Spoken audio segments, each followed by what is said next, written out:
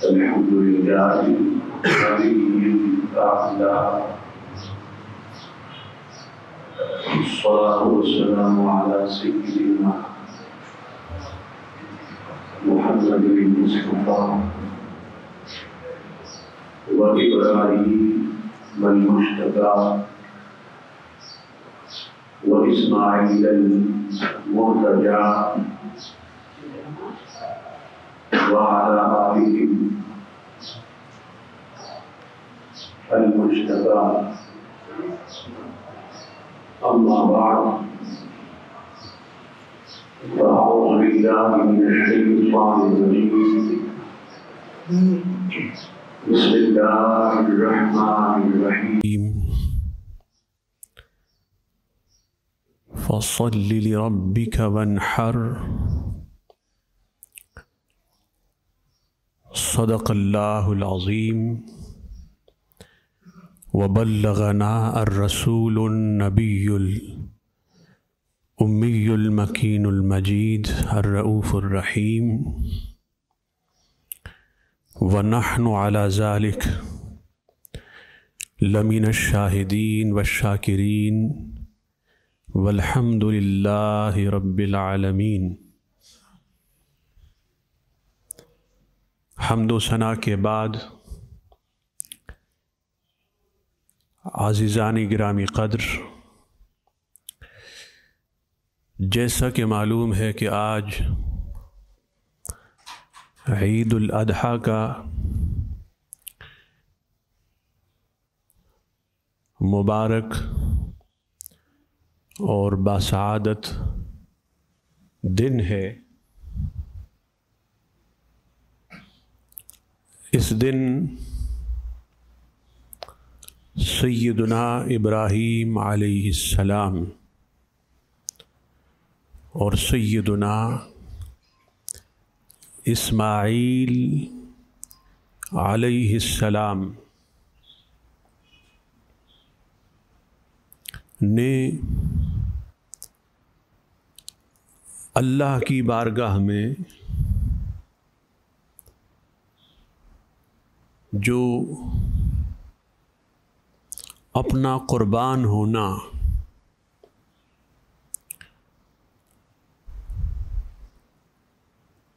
قبول کیا اور اللہ جل مجدہ کے سامنے سر تسلیم اللہ کے احکام کے لیے خم کیا. اللہ جل مجدہ کے احکام کو مانا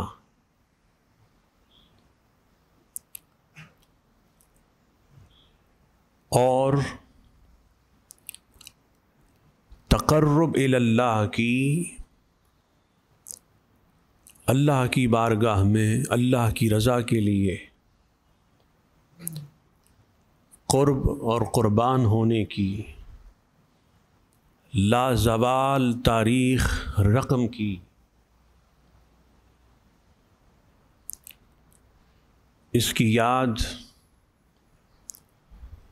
آج کے دن سے وابستہ ہے. پھر اللہ کے حبیب صلی اللہ علیہ وسلم نے ان یادوں کو زندہ کیا، ان کا احیاء کیا اور صبح قیامت تک انشاءاللہ ان کی حیات طیبہ کی مبارک یادیں زندہ اور تابندہ ہیں. میں نے آپ کے سامنے سورہ الکوثر کی ایک آیت نمبر 2 تلاوت کی، جو آج کے ٹاپک سے ریلیٹڈ ہے۔ اللہ نے فرمایا فَصَلِّ لِرَبِّكَ وَانْحَرْ، اے محبوب صلی اللہ علیہ وسلم آپ اپنے رب کے لیے نماز ادا کیجیے اور قربانی کیجیے۔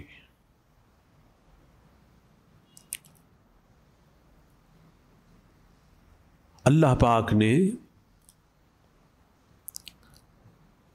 اس آیت میں دو باتوں کا ارشاد فرمایا۔ اللہ کے دو احکام بیان ہوئے۔ نمبر 1 فَصَلِّ لِرَبِّكَ،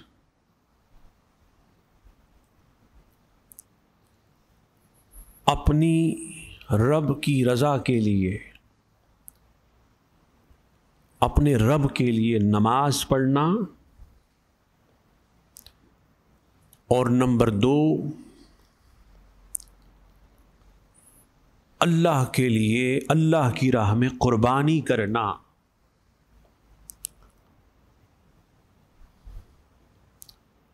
فَصَلِّ لِرَبِّكَ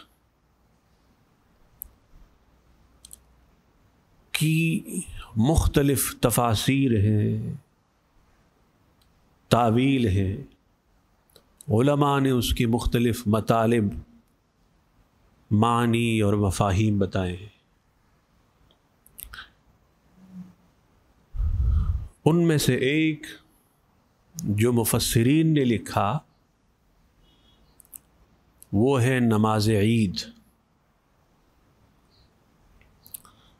سو فَصَلِّ لِرَبِّكَ کا معنی یہ ہے کہ آپ اپنے رب کے لیے نماز عید ادا کیجیے۔ سو نماز عید کا بیان قرآن کریم فرقان حمید کی سورہ الکوثر کی آیت نمبر 2 میں ہوا۔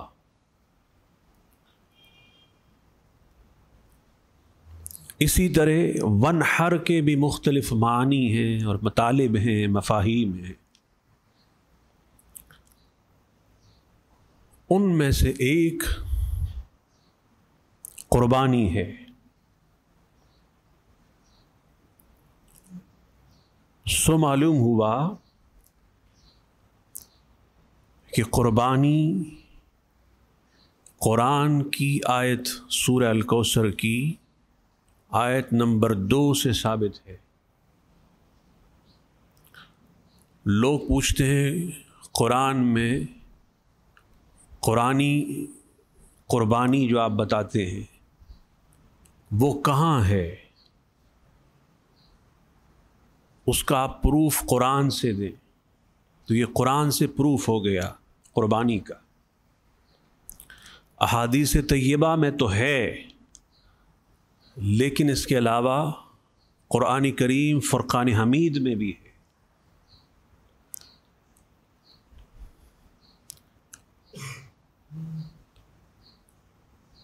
یہاں نماز کی تفسیر نماز عید سے اور قربانی کی تفسیر ونحر کی تفسیر قربانی سے یہ سیدنا عبداللہ ابن عباس رضی اللہ تعالیٰ عنہ نے کی ہے تفسیر ابن عباس میں۔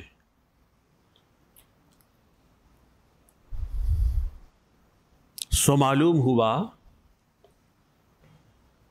کہ قربانی واجب ہے، کیونکہ یہاں ونحر امر آیا، اور ہمارے اہل اصول علماء اصول کا یہ قاعدہ ہے الامر للوجوب، کہ امر وجوب کے لیے آتا ہے۔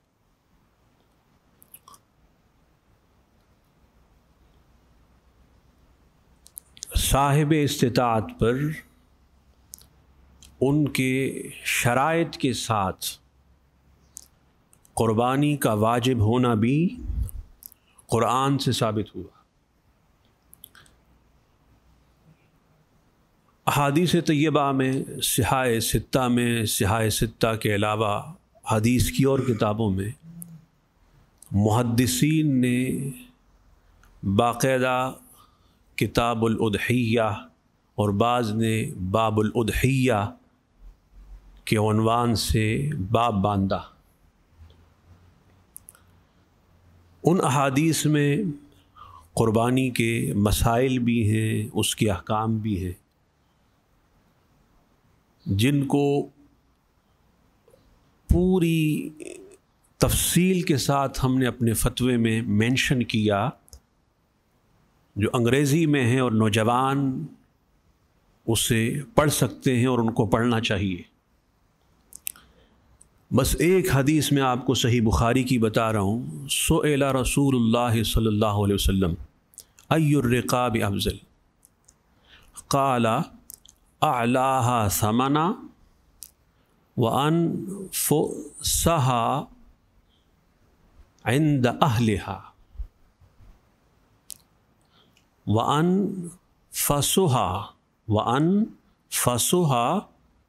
وانفسها عند اهلها۔ فرمایا کہ جس جانور کی قیمت سب سے زیادہ ہو، جو سب سے زیادہ مہنگا ہو،